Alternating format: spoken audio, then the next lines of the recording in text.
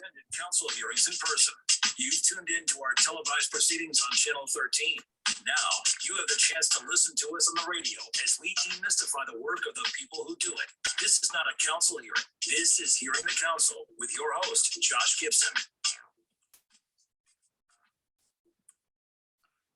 Thank you, deep voice person with a funky backbeat. Indeed, this is not a council hearing, this is Hearing the Council. You can't have a government without a council, so you can't have a government radio station without a council show. This is it. I'm Josh Gibson, Director of Communications for the Council. You may also know me as the Council's voice on social media. We are here for this episode with at-large Councilmember Christina Henderson, who had her trial by fire a couple of months back, the getting to know you, sort of Oprah session. Now the good news is we can get down to policy. So first of all, welcome back, Councilmember Henderson. Good to see you. Good to see you. Thank you for having me. No problem. And I wanted to, you were in the strangest of situations, which I guess a lot of people are in this country. You've started a job, but you haven't started the same job that you thought you were starting. You know, you're not going into the office. You've never sat on a dais with your colleagues. Talk a little bit about that. How strange. I mean, Lord knows you're working incredibly hard. Your questions are always on point with the council mayor COVID call. You have welcomed a new little one, and it's amazing the work you're doing on both of those fronts. But talk to me about this weird, like maybe in January or February, you're going to kind of start doing the job you thought you got a while back? Yeah, well, so I mean, I will push back a little bit. I have been doing the job. Oh, Lord knows, not disputing. It is not necessarily in the format that we thought it would be in. It's December 9th, so I am almost 1 year in. And I was telling some of my colleagues, if we think about it, we've only ever, all of us, been in a room together one time this entire year. I have not been in a room with all of my colleagues except for via Zoom. I also joked with the staff, like, I don't even have a nameplate for the dais. My predecessor's nameplate is still up there. So I'm excited, the council building, we're going to start meeting in person in January, and I'm excited for that change, but also curious, like, if that will change the dynamics of debate and conversation, and perhaps how efficient we can be in terms of getting the work done. But I also don't know what it's like to be a council member without COVID sort of omnipresent over everything that we're doing. Yeah, just such a strange scenario. I think we're all curious to see. And also, if we're not going to return to the normal of pre-COVID, because there have been improvements. I mean, virtual hearings, I think, have been a big win for the council and have allowed people to participate from wherever they are. They can tag in for their 60 seconds. And Right. I think that, the virtual hearings have really allowed for people to participate and feel like they can touch their government from wherever they are. A lot of it being because so many people have smartphones, so you could just click the link. We have some kinks to work out in terms of, making it centralized where people can find out where hearings are going to take place on the interwebs. But I think that that's something we're not going to get rid of. And I think that that's actually for the better. Although it would be cool to have people come in to testify in person and those kinds of things. So hopefully some of my colleagues will figure out or think creatively around what a hybrid approach might look like in terms of that. Because I don't know, I think for some of having that in-person piece might force people to pay attention more to what's being said and engage, more in terms of questioning. Yeah, I mean, a digital divide aside, I think, it's a big equity win because people who can't afford to take the whole day off and sit in the, folks have been in airport restroom stalls and from homeless encampments and from students in schools. Yeah, hallways of schools. Yep. Could never have done it before, and that's just such a big win. my little factoid is back during the flu pandemic, the Spanish flu pandemic, to try to avoid crowding, the government had staggered work hours. So people wouldn't all be in mass transit at the same time. Mhm. And after the pandemic was done, they were like, you know what, this is actually good for a bunch of other reasons. And they ended up keeping staggered. That's why some people come in at 7 and leave at 4 or whatever. And I think that's sort of the tiny silver lining to a terrible pandemic with COVID, is there are a few things that we came up with for the COVID reason, but that we'll keep moving forward because they're just smarter and better. Yep. So anyway, in terms of the main topic of our conversation, I always solicit from council members, are there any topics that you'd like to talk about? Your office sent over a long list, and the one that it was difficult, they were all good choices. And if only I had a way to vote for more than one, but I don't. So you see where I'm going with this? I see where you're going. This is a nice tie-in. So I'm pretty proud of this. So the topic we chose is ranked choice voting, because you are a big advocate of ranked choice voting. And much like the long list of topics for our interview, we only get to pick one topic. I'm going to pretend we only get to pick one topic because it's a short show. So first, why don't you fill people in who don't know on what ranked choice voting is as a concept and the specifics of your proposed bill? Yep. So ranked choice voting is often sometimes also referred to as instant runoff voting. It comes into play when you have a competitive election with multiple candidates and you don't have someone who reaches 50% plus one of the vote in approval. If that were the case, the person who has the least number of, let me back up. If you don't have 50% plus one, the person who has the least number of votes, they are eliminated. And then whoever the votes from those voters are then reallocated to other folks. That's how it works from a tabulation standpoint. From a voter experience standpoint, you have the opportunity to rank the candidates as your first choice, your second choice, your third choice, and so on and so forth. And then essentially we do instant runoffs until you have a candidate who wins 50% of the vote. The idea behind this is that in our elections right now, we have folks who can win a race with as little as 12% of the vote, or in my case, 15% of the vote. When we look at the body now, especially on the at-large standpoint, I believe only one person has had 50% of the vote, and that is the chairman.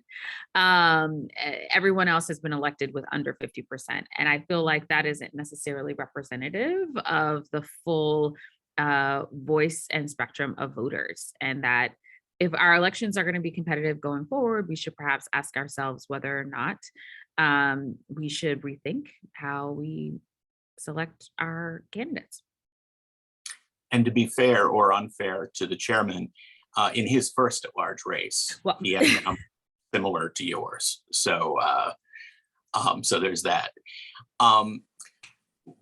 Now, one question I had was, again, I'm thinking of everything through the metric of social media, just because that's where I spend a lot of my life. Mm-hmm. In some social media, there is a like and a dislike button.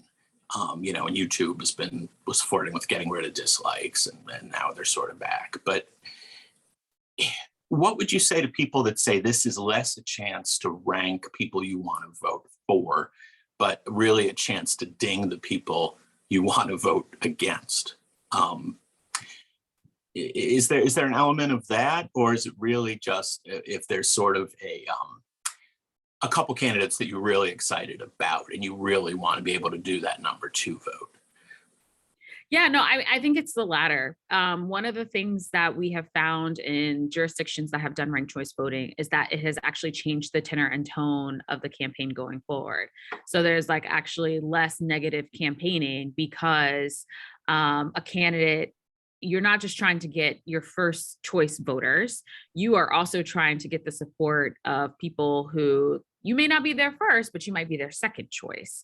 You really want to get their support. So if this goes to an instant runoff, if you will, you are getting as many votes as possible. You're in the business of trying to put together a coalition that can get you over the finish line with 50% of the vote by the end of the tabulation that has taken place. And so I would say that I like the frame better from, this gives you an opportunity to fully support the candidates that you want to support, and not necessarily thinking about it from a negative standpoint. What Dislike. I'm trying to think through the math. If someone, and it's my last question on the negative side of this, if someone got the most last choice votes,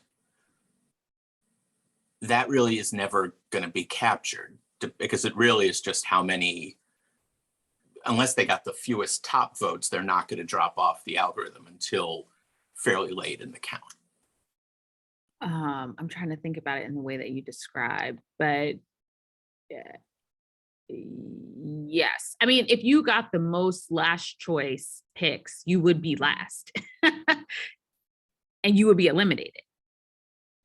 Right. I'm just trying to think through a scenario where you got sort of 50%, but not 50%, because that's a key number, but a ton of number ones and a ton of number sevens, like where that person would come out as the sort went through.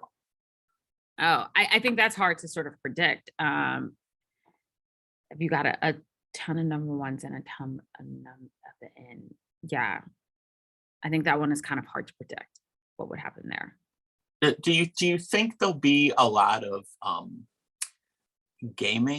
attempted gaming of the system by sort of super smart voters of, you get 7 votes, but don't, only cast 3 of them, or, a lot of sort of maybe coalition building like you're talking about, where like there's 1 or 2 people that you think might campaign together even because they have somewhat similar mindsets. Yeah, I mean, so I wouldn't necessarily call it gaming, but I think that there are different strategies that might come into play. There's strategies that people have in play for our current election system, right? So in the at-large race where you have 2 votes, there are some people who bullet vote because they believe that that is more beneficial to their candidate. And so for those who are listening, bullet voting is just only exercising one of your votes, not selecting a second person. We have a lot of that actually that happens in the district, conscious or unconsciously, because I think some people don't realize that you can vote for 2 people. So actually when I ran for office, a lot of my campaign was around educating people that you do have 2 votes in the at-large race. Like you can vote for the Democrat, but then you also do have another option to select an independent, because regardless of whether or not you do, 2 people are going to win. So might as well contribute and get 2 people who you actually like. So that strategy is already kind of out there and in play. I think we've seen in other jurisdictions, New York City was the most recent of jurisdictions to do, and the largest, frankly, to have ranked choice voting for its local elections for both city council, mayor, DA, and a couple of other positions. Towards the end, you did see 2 candidates kind of endorse each other and say, I want my people to rank me 1 and then rank her 2, and vice versa. I just think that it brings a bit more of a competitive and refreshness actually to our democracy. I feel like ranked choice voting forces people to, again, be in the business of talking to voters and as many people as possible. I think now in DC, because you can sort of think, oh, well, I only need 13% or I only need 15%. You target folks target who they're talking to. And in some cases, some candidates say, well, I don't even need to talk to anybody in this particular ward or in this particular part of the city, because I can win this election if I just turn out here and here. And ranked choice voting, I think, would, put an end to that type of campaigning, in my opinion. How do you think the education of the voters would be undertaken? I think there would need to be a mammoth education campaign to make sure people, it's such an interesting, subtle, thoughtful way of voting. for the voters who are, champing at the bit to start it. But for the run-of-the-mill voter, it offers them so much power and so much potential, but they really just need to know how to do it. So how would you recommend breaking through and doing that education? Yeah, I mean, I think you bring up, it does have so much potential of having so much power, but education is pivotal. And so that's why in the legislation, we require the Board of Elections to engage in a high level, on the ground, like very robust voter education and outreach program to explain to people how this works. And, how we've seen this be successful in other jurisdictions, it's really been civic organizations and, all of those pieces as part of the democratic apparatus, who have really tried to explain to voters in the best way, hey, this is how it works. And sometimes that's like a mock election. So there are organizations like Fair Vote that have online tools where you can set up your own ranked choice voting election in, whatever capacity that you have it in life. So for instance, in my personal life, my book club, for instance, picks the next book using ranked choice voting. There are folks who can select, okay, what is your favorite ice cream flavor? Because I know that you like to talk about ice cream flavors. You could set up that type of ranked choice voting situation. I think once people are used to the idea, it becomes easier. I know that there have been a lot of criticism of this legislation who have said it's just entirely too complicated for people to understand. And I just don't buy that. I have a lot more faith in DC voters that if presented with information in clear and concise manner that they can understand, they can adapt and they can also change as well. It's funny that you brought up the ice cream because longtime viewers of this show, first of all, bless your hearts if you're longtime viewers of this show. You're patient people. But the first interview we always end with voting, ranked or sequential voting of dessert categories. Mm-hmm. And I'm sure there's maybe an app or something I can plug the results in from all the council members voting. It's a little bit what I had in the back of my mind when I was talking about high popularity, high unpopularity, because ice cream is by far the winner of number 1 votes. Mm-hmm. Candy has a ton of number 5 votes.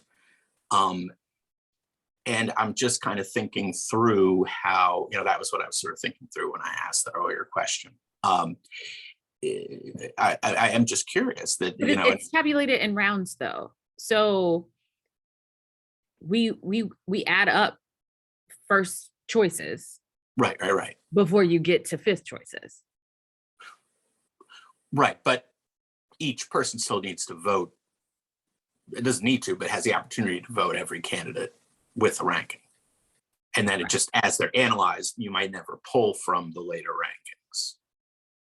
Yeah, right. Of each voter. Yeah. That Mm-hmm. makes sense. Mm-hmm. Yeah, so it sounds like fairly early ice cream would just win in this scenario. In this scenario, I think ice cream would just win outright. It would win right away because it's over 50%. There you go. So we wouldn't even get to the ranked. And then we're done. And then in that case, when the data is published, you're just publishing who got what percent of the number 1 votes. So I mean, the data it can be published in multiple ways. So in the jurisdictions who do this well, they essentially publish the data or the outcomes after each round. Mm-hmm. So you see how many first choice votes were tabulated, and you can see exactly there, and then you can see, okay, who's the bottom. And then once those folks' votes are reallocated, then another tabulation is run, and then they put out the data for what happened in round 2. So you can see over time how it changed and how the preferences of voters sort of shook out fully and completely. But then once you hit 50%, they stop publishing the results. You never see what would have happened if all the number 7 votes got counted. Correct. Yeah. Okay. That makes sense. How, and New York would be the place to turn. I can see if we were mainly voting in polling places, there could be a lot of on-site education while you're waiting in line. But now that we're voting by mail and Dropbox and maybe even eventually online voting, Mhm. that I would think could either facilitate or complicate the education. I think it actually makes it a little bit easier because in that particular case, like if you think about it, or at least in what happened this last election, right? We sent every registered voter a ballot to their homes. We also sent you a voter guide to your homes. There are some people who sat down with both, right? They sat down with their voter guide and they sat down with their ballot. And that is an opportunity to educate in those early pages as you're going through your voter guide of this is how you fill out your ballot. And then it's sort of just explaining what ranked choice voting is right there. There's some people who are visual, who are learners great from reading. There's some who are visual learners. So perhaps we would embed a QR code that would take you to a video that can explain it visually, hey, this is the options for there. If you did decide to fill out your ballot in person and go, there's an opportunity for you to ask questions because there's somebody who's going to be on site who can explain to you how you fill out your ballot. So I think that even with all of our methods of voting, we have opportunities embedded for education in the same manner that we have now. And I think that, regardless of whether or not ranked choice voting gets through in this particular council period, I still think that there is a great amount of voter education that we need to do on just our existing system. I cannot tell you how many people who I met during early vote outside of a polling location who came because they were like, okay, I know I'm voting for president, right? They were motivated to come because they were here to vote against the former president. And then you have to stop and say, okay, but there are local races on the ballot. And let me give you as much as I can in this 1 minute of educating you on, you have local races on the ballot, vote the entire ballot, you get 2 votes for at-large race, and then, whatever your elevator pitch is. But, I think when you look at the data of how many people in our elections currently, especially during an election year, go in, they vote for president, and then they don't do anything else on the ballot, we already are failing in terms of providing education there, and we need to do more. So I think that this presents, talking about our elections, even in off years, I think presents us with an opportunity to refine, to get better. Perhaps some people are tuning in more and are thinking about what they're going to do come our next election, which will be in June. What are you hearing from your colleagues so far on this bill, and what do you think is sort of the legislative timeline for it moving forward? Do you have a sense? Well, so we had a hearing. We had a lot of witnesses who signed up for this. And I just want to take a moment to say that this legislation has been introduced, I think, up to 3 times before at the council, and it's never gotten a hearing. It was introduced by my former boss several times, and it's never gotten to this place of having a hearing. So we had a hearing with, a robust number of witnesses, many who are for, many who are against. This goes through the Judiciary Committee. I don't know what the fates hold in terms of the committee. I'm not on the Judiciary Committee, so I don't have a vote in that process. I just kind of have to sort of see where my colleagues are going to go and see where they're going to go in terms of the calendar. This wouldn't be implemented until 2024. There would be a cost associated with it. So there's so many different pieces here in terms of the legislative process that have to kind of be worked out. I don't think that, realistically speaking, this bill wouldn't pass before the budget process happened. So we wouldn't have money available and we'd have to wait and there are a lot of moving parts here. But we'll kind of see what happens. I think that, we're about to have a primary. So I have a number of my colleagues who aren't going to make any sudden moves until after June, if I'm just going to be honest about the situation. And then we'll kind of go from there. But for those who are listening, who are fans of this legislation, I don't anticipate any movement, if at all, until the second half of next year. Do you, I mean, given that the upcoming election wouldn't be affected by this, Right. in any way, do you think folks would, colleagues would hesitate to express themselves because they think it'll turn people on or off? Or I'm trying to think why they would be mum until after June. Well, I think some might feel like they might be turned off. That's the DC Democratic Party did a resolution in opposition to the legislation. So anyone who is running in June is a Democrat. So, you kind of have to make a decision about whether or not you are gonna go against the party on this, if you will. I haven't had a conversation with the mayor about it, but that's also, another piece. Where is she on this? And if we were to get it through the legislative process, is this something that she would support, or is this something that she would veto? So, I think for all of the angst that some people have about ranked choice voting, I am less angsty just because I know that the legislative process is what the legislative process is.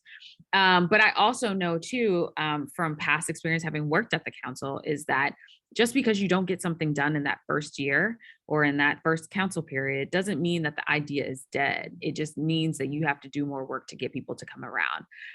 The example that I use there is, when I was a staffer here in 2013 and I was working for Councilmember David Grasso, we introduced a bill to bring tax and regulate of recreational cannabis sales here in the District of Columbia.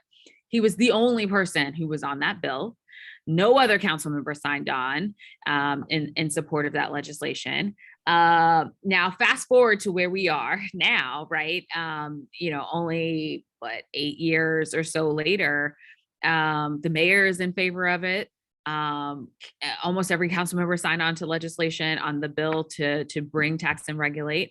We are speaking in a unified voice to Congress to say, remove the rider to allow us to do this. And so, wow, look how things have changed over time. And so, I'm not of a defeatist attitude in terms of like, oh, if it doesn't happen, it's never going to happen. Nope. Sometimes progress takes time. Right. And it's not just bills, it's also candidates that, not yourself, but a number of candidates on the council had to run and lose and run Correct. again to win. Correct. So, they know how ranked choice voting works in one sense, in the sense that they weren't number one the first time, but they come back and they can win. So super quickly on a second topic that I know is very important is vaccine mandate for students. Yes. That just, I'm not sure when folks will be watching this or listening to this, but in terms of when we're doing the interview, it just passed a couple days ago. Talk quickly about the bill that went through and the timetable for it. Yep. So on Tuesday, the council voted it wasn't unanimous. The council voted in support of legislation to require that all students be immunized against the coronavirus, as well as childcare workers. And it also required DC Health to facilitate an electronic reporting system in terms of immunizations going forward. Most people who have kids in childcare systems or who have attended public schools know that we already have a list of vaccine requirements in order for your young person to attend school or childcare in congregate settings. Measles, mumps, rubella, chickenpox, polio, HPV, et cetera. And so we just add COVID-19 to the list of required vaccines. Enforcement of this would start next school year 22-23. But we do have a deadline of getting that done by March. There are already a vaccine mandate that is in place for both of these categories. So for childcare workers, there's a mayor's order that requires all childcare workers to be vaccinated. We are just adding this to code and to ensure that this is something that is part of the annual reporting that happens. So not just this one time, but going forward in the future, if there are boosters, et cetera, to just show that you are continue to maintain immunity against this virus. And then we already have a vaccine mandate for student athletes. So if you wanted to participate in extracurricular student athletics here in the district, your young person already has to be vaccinated against COVID-19 as well. So this was something that, you know, was super important to me because I know from the data that vaccination is the best tool that we have to protect people against severe sickness and even death as a result of this virus. And so we need to get people vaccinated and boosted. And we've seen that mandates work. I think the challenge comes when the same kids who may struggle to get vaccinated are the kids that we most need in school. Mm-hmm. So what happens when those two intersect? Yeah, I mean, I think this is one of the reasons why we don't have the enforcement this school year, because it was so important for young people to be in person. But we also know, and you know, I'm getting ready to send a letter to Aussie on this question, right? We also know that there are some children who are contracting COVID and they're missing school. We know that there are some students who are you know, missing school, they're missing in-person instruction. We know that there are students who are having to miss in-person instruction due to being quarantined because someone in their community, in their bubble, in their pod has also contracted it as well.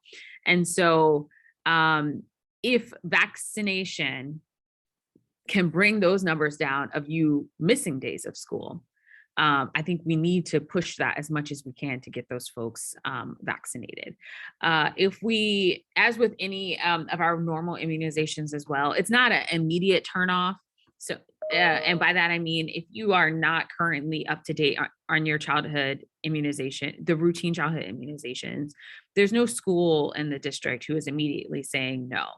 But we do have school nurses who are able to use this inflection point as an opportunity to educate families and to perhaps help them access immunization and vaccine. So maybe it's you don't know where to go. Maybe you haven't been able to get an appointment. This is an opportunity for the school community to also check in here and tie you to public health resources so you can get covered. Gotcha. Okay, well, we're almost out of time. We're going to pivot to the fun closing questions. Okay. We're good. You know, as I said, last time we did the dessert rankings, and you are my first in the history of this program, my first ever dessert twin, where we had the exact parallel dessert rankings. Yep. Ice cream, candy, cookies, cake, pie. Yep. We're also both wearing yellow shirts, so I think there's some sort of a. No, we didn't plan this for anybody who's watching us. No, we didn't. That'd be weird. That would be weird. But anyway, so in the fun round this time around, and now, as you say, you're approaching your first anniversary, so you're well equipped to answer this now. Okay. I'm going to ask you a random task, and I want you to tell me which of your colleagues you think would be best suited to that task. Oh. And why. It's a speed round, an answer, super brief, maybe a why, and then we'll do the next. Okay. Assembling IKEA furniture. Brooke. Okay, and why? She seems like somebody who follows directions. And that's like, you need that with IKEA furniture. Correct. How about driving cross country? Who would be best equipped for that? No, who would you most enjoy or most appreciate having as your guest driving across country? Oh, Janice. She seems down for anything. And I feel like if you're gonna drive across country and you see a random sign of like the world's biggest squash, you want somebody next to you who's gonna be like, hey, we should go get a picture of that. Right. Not like we're on a timeline. Right. Not on, yeah. Somebody who can be spontaneous enough to enjoy the experience. Okay. How about cooking up a feast? Cooking up a feast. Oh, I haven't had the cooking of any of my colleagues, so I don't know. Is anyone a foodie? Is anyone whose food sense you would trust? Well, I think there's a difference between food sense and and cooking ability. Valid point. I'm a pass on that one because I haven't had anybody's cooking yet. That's a little COVID asterisk, because you Right. probably had a little more shared food opportunities if things were different. Correct. How about compiling a musical playlist? Who would you trust to make and hand off a playlist to you? Robert. Okay. Mhm. Did any experience in that, or you just think he has a level music head on his shoulders? I think he has a level music head on his shoulders. He's also, a DC native, so he gets it from the go-go standpoint. But he and I have been to a couple of barbecues together, so I think I like his musical taste. In that regard, I would trust him with the playlist. Okay, now this one is particularly should be particularly meaningful to you. Babysit. Oh, Mary. Okay. Yeah, why Mary's that? a grandmother. Her granddaughter and my daughter are about the same age, and Mary has done, I know, significant babysitting with her own grandchildren. So I would trust Mary. Or any of my colleagues. Well, no, I would trust Mary. I'm just gonna say that. I'm kind of dying to hear where that sentence was going to go, but we'll just let it slide. Okay, and the final one, and my favorite is fighting off barbarians.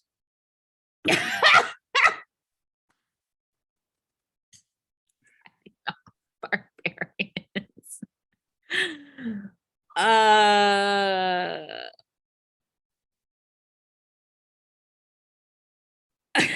Fighting off barbarians. I need you to rally on this one. I know. I mean, probably Trayon, because he thinks outside of the box. And I feel like if we're going to fight off barbarians, we're going to need some creative thinking in terms of how we win. The fascinating thing is, by far the winner in fighting off barbarians, Mary Che. Oh, really? Frankly, fighting off barbarians, babysitting. It actually could work. That's, Oh, wow. So do you publish your rankings of these at the end of the year? I